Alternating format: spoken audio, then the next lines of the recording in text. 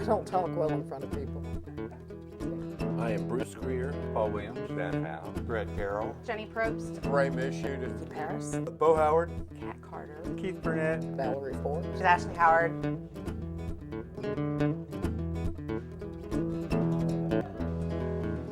How tall is the average union stagehand? Got me. I've never seen one stand up.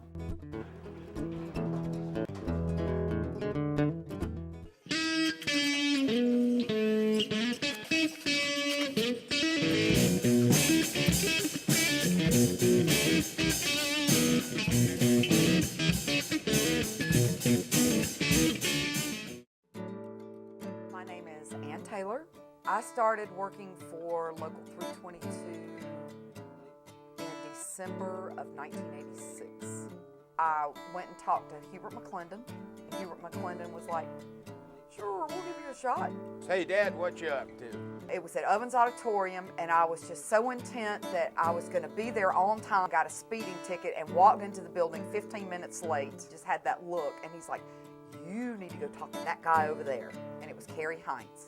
So that was my first call that I walked in 15 minutes late because I got a speeding ticket trying to be so on time, and it just blew up in my face. I am Bruce Greer. Initiation date was May of '89. Mickey Jenkins and I were initiated on the same day. My name is Paul W. Jenkins. In the local, some people call me PW. Most people call me Mickey. I worked a motley crew loadout. You know, Bruce Greer and I came along, I think, more or less at the same time. Well, first started actually in 1968 when I worked for 20th Century Fox. And after that, I went on the fire department in 1969. Middle of 1970, I first started with the IA. The makeup of the local at the time was probably about 50% firemen, 50% projectionists and stagehands. They largely pooled their workforce from the Firemen's Union. The firemen filled in as the extras. And a lot of firemen became riggers, and they did the rigging because they were used for doing the climbing. The firefighters, there were a good many of us back when we first started doing all of this. The guy that was in charge of all of us, he passed away several years ago. His name was Al Caldwell. The film and video business was extremely cutthroat. No one was going to show you anything. When I came on the set for the rock shows and stuff, people were willing to show me what it took to coil cable or to do this or that. And there was a real sense of team. You only get somewhere if you join the union, but they'll never let you join the union. Although we were designated to mix local all along, we were really a projections local. It was very hard to get those old projections to let go. I was the first female to take the oath for Local 322, and Charlotte took her oath at the next meeting. She went into Park Terrace Cinemas, and I went into Eastland Mall, and we were the last two people hired through the union to do the projection work. Hey, happy 100, 322. I'm Tom Batista. I'm out of Local 30 in Indianapolis. So I'm the stage manager. Have for 22 years now with Buffett, and so we've been through Charlotte many times. When we get to town, it's always good to have another local because we can give stage direction. It makes our job a lot easier. And so we struggle a lot of times with places that don't have union stagehands. Jamie Kurtz, I'm the head carpenter for the national tour of Ghost the Musical. Local 82 out of Wilkes-Barre, Pennsylvania. That usually, you get riggers who have rigged more than once in their life and know what they need to be doing. For 2 hours a night, we let people kind of forget all the things that really are terrible in their lives. Because without us, without the actors, without the musicians, there's no show. I've been through Charlotte before. I love coming here. Definitely one of the top areas in the country to come to. And it's great that we have that experience and that commitment from 322 to know that we can crew multiple shows. And we have 6 venues, and there's other venues in town, so sometimes there can be a lot of work going on. So for us, it's just a great asset for us to be able to pick up the phone, call 322 and say, we have a call, we have a big concert like a John Legend or whatever coming in, and we know that it will be taken care of.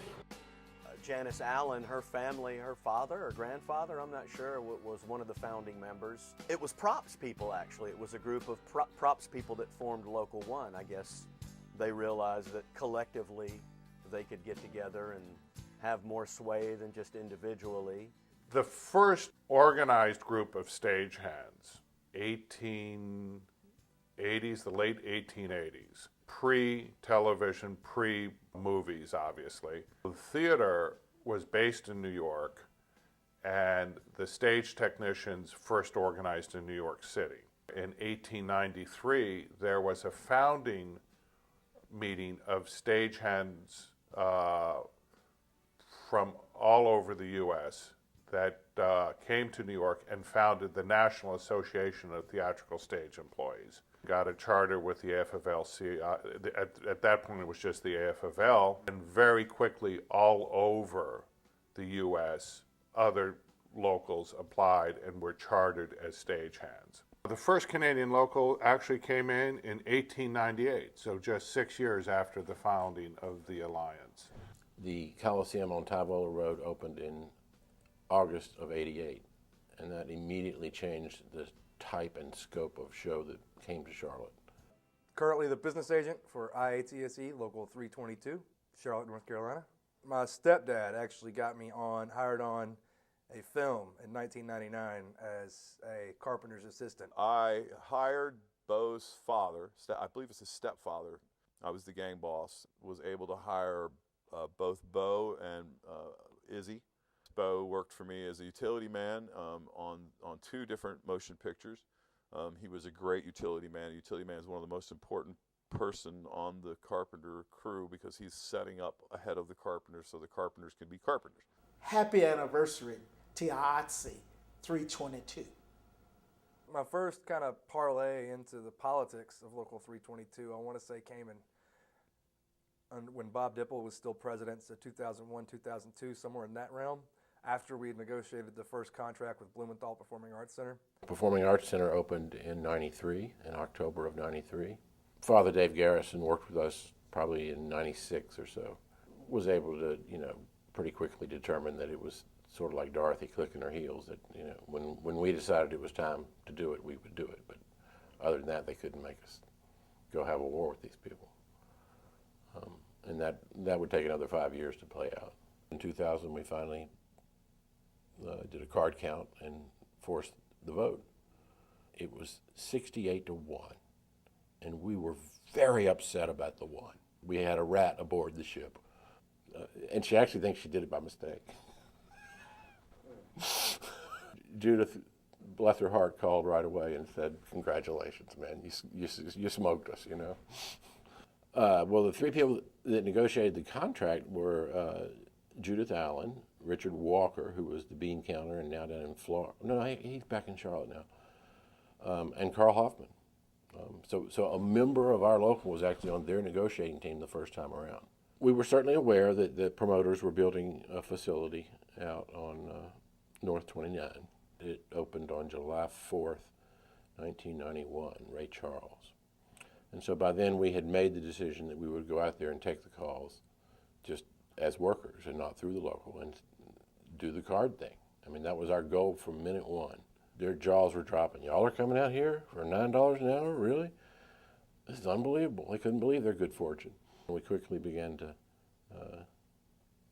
get all the cards. The cards were turned in. The employer was notified. They were clever enough just to delay the thing inevitably. And they were able to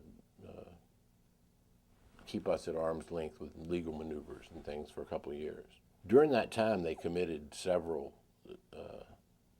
labor violations, things that were considered over the top, such as calling an employee meeting and telling all of us that if we voted for the union in the upcoming election, they would burn the facility down before they would let it go union. That struggle actually went on from '91 to 2000. We won court verdict after court verdict, where the judge would say that they were wrong, we were right, they had to hire us. They owed us back pay. And they would just laugh and say, "See you in court next month, we're going to appeal it." And round it went. They had very deep pockets. I know that this local is the fastest growing local in the South. I feel like as a stagehand community, we are growing. Happy 100 years, 322. I'm proud to be a part of it. 322, congratulations on 100 years. To my brothers and sisters of 322, congratulations on 100 years of success.